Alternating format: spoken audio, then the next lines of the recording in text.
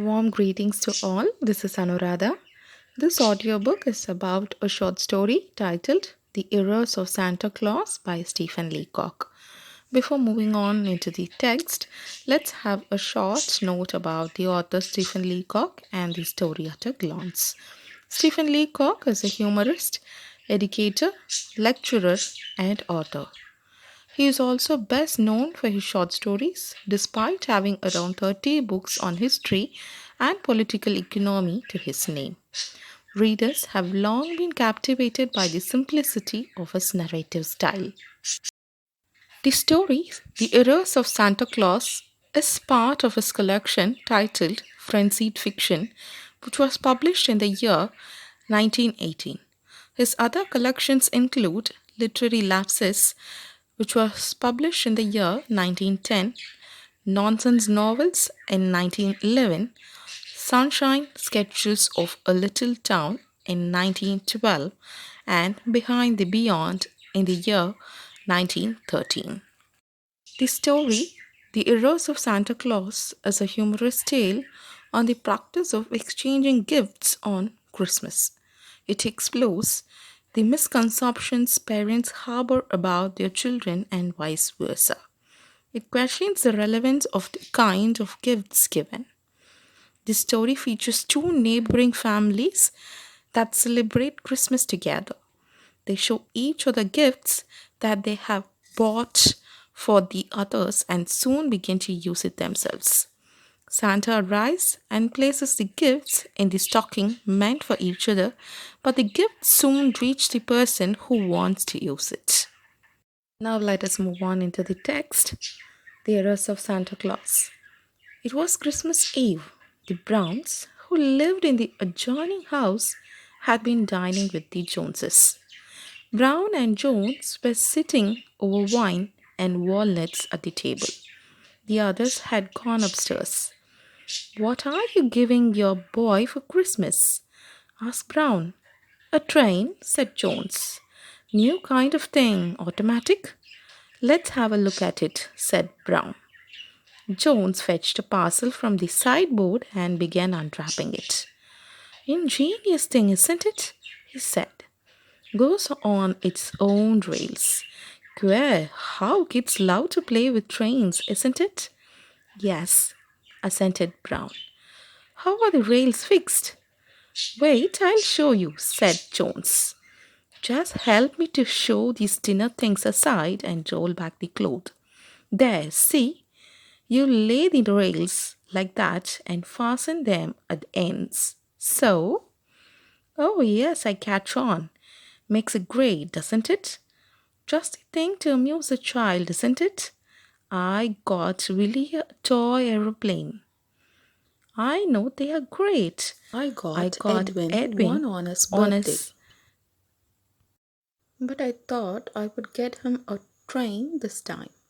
I told him Santa Claus was going to bring him something altogether new this time. Edwin, of course, believes in Santa Claus absolutely. Say, look at this locomotive, would you? It has spring coiled up inside the firebox. "Wind her up," said Brown with great interest. "Let her go." "All right," said Jones. "Just pile up 2 or 3 plates, something to lean the end of the rails on. There, notice way it buzzes before it starts. Isn't that a great thing for kids, huh?" "Yes," said Brown. "And say, see this little string to pull the whistle. By gad, it toots, eh? Just like real." "Now then, Brown," Jones went on, "you hitch on those cars and I'll start her. I'll be engineer."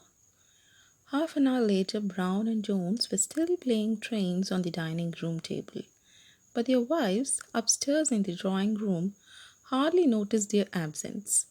They were too much interested. "Oh, I think it's perfectly sweet," said Mrs. Brown. "Just the loveliest doll I have seen in years. I must get one like it for Ulvina. Won't Clarice be perfectly enchanted?" "Yes," answered Mrs. Jones. "And then she'll have all the fun of arranging the dresses. Children love it so much. Look, there are three little dresses with the doll. Aren't they cute? All cut out and ready to stitch together. Oh, how perfectly lovely! Exclaimed Mrs. Brown. I think the mauve one would suit it all best, don't you? With such golden hair? Only don't you think it would make it much nicer to turn back the collar? So, and to put a little band. So, what a good idea, said Mrs. Jones. Do let's try it. Just wait. I'll get a needle in a minute. I'll tell Clarice that Santa Claus sewed it himself. The child believes in Santa Claus absolutely. And half an hour later, Mrs. Jones and Mrs. Brown were so busy stitching dolls' clothes that they could not hear the roaring of the little train up and down the dining table, and had no idea what the four children were doing.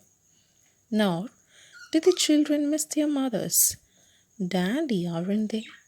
Edwin Jones was saying to little Willie Brown as they sat in Edwin's bedroom. 100 in a box with cock tips and see, an amber mouthpiece that fits into a little case at the side. Good present for Dad, huh? Fine, said Willie appreciatively. I'm giving Father cigars. I know, I thought of cigars too. Men always like cigars and cigarettes. You can't go wrong on them. Say, would you like to try one or two of these cigarettes? We can take them from the bottom. You'll like them. They are Russian, way ahead of Egyptian. Thanks, answered Willie. I would like one immediately.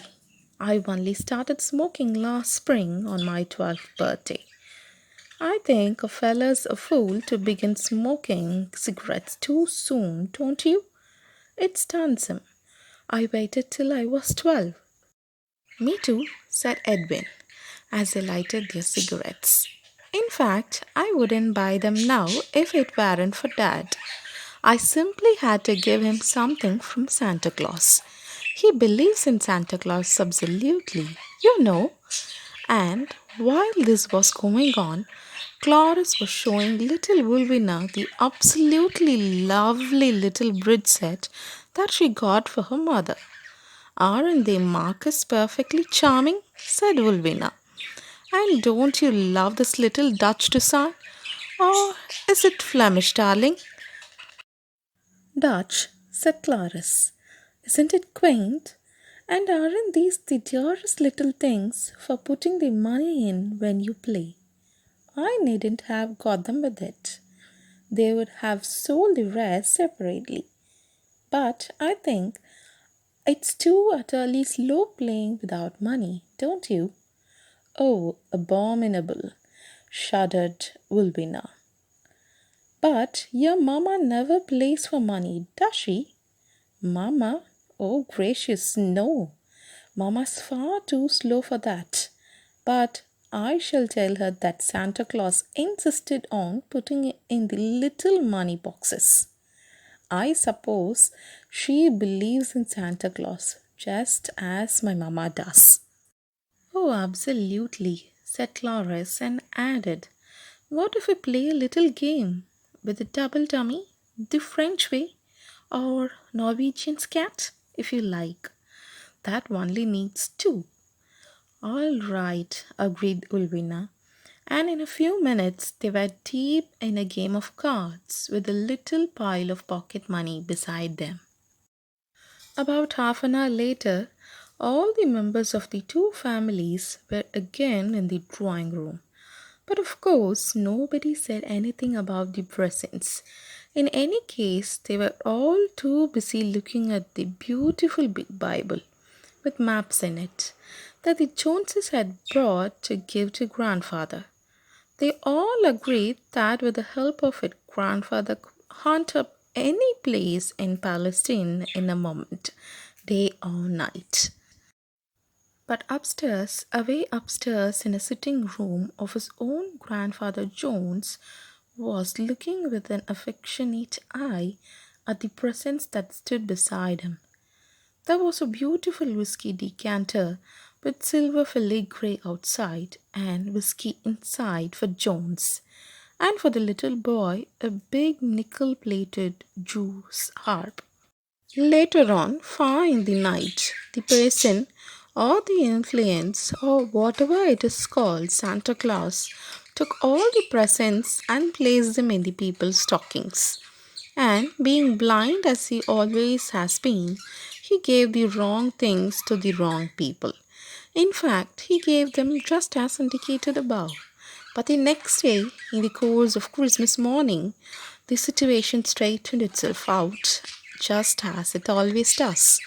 Indeed, by 10 o'clock, Brown and Jones were playing with the train, and Mrs. Brown and Mrs. Jones were making dolls' clothes, and the boys were smoking cigarettes, and Clovis and Ulvina were playing cards for their pocket money. And upstairs, away up, grandfather was drinking whiskey and playing the Jewish harp. And so Christmas, just as it always does, turned out right after all. Hope you enjoyed listening to this story with the background note of a budgie sound. And now it's time to bid my adieu. Thank you.